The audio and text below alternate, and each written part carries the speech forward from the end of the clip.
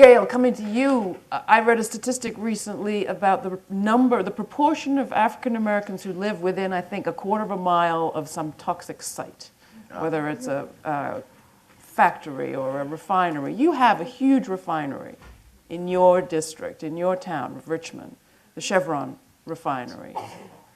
What are the institutional and policy underpinnings for where we locate these factories, where we locate people, who lives there, who has a voice, and whose health matters?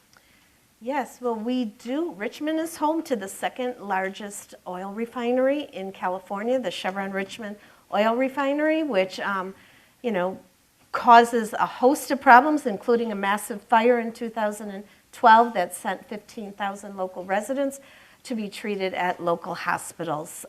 We are suing Chevron, the city of Richmond, and we are forcing regulation.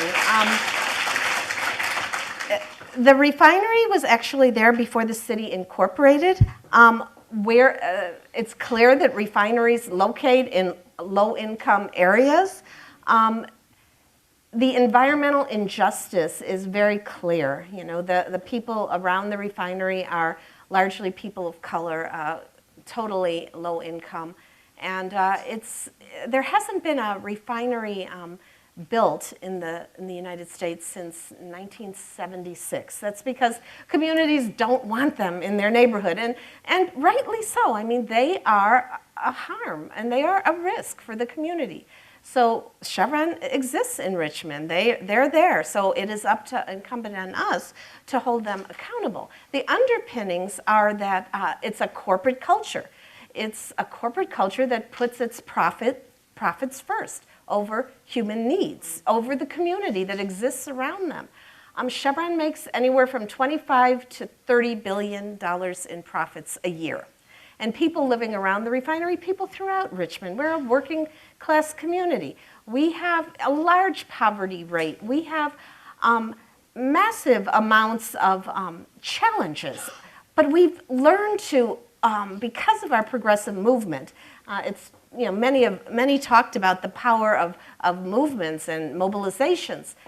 We have been able to change that. But you also have to have people in office that are willing to stand side by side with the community. And that's what the Richmond Progressive Alliance, which is a great organization that I helped co-found, and it runs progressive candidates every year and every 2 years. And I was elected in 2004, in 2006, and 2010, re-elected as mayor. So, and it was done without a penny of corporate money because we wanted to make sure that we stood, those of us who run as RPA candidates, that we are making it clear to people we stand with you. We stand for your needs and not for the corporate needs.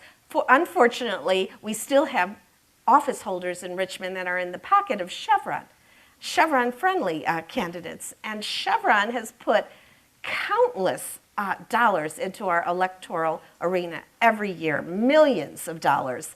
Some of us have been able to win anyway. We go door to door. We build that movement.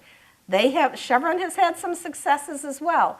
But this is the institutional problem that we have nationwide, worldwide, the corporate culture polluting our air in the case of oil companies, but also polluting our democracy.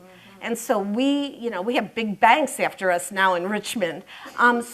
Because we have this eminent domain program that we want to help our homeowners. But we're going to keep pushing back, and we do it together. We do it with a movement, a grassroots movement of people.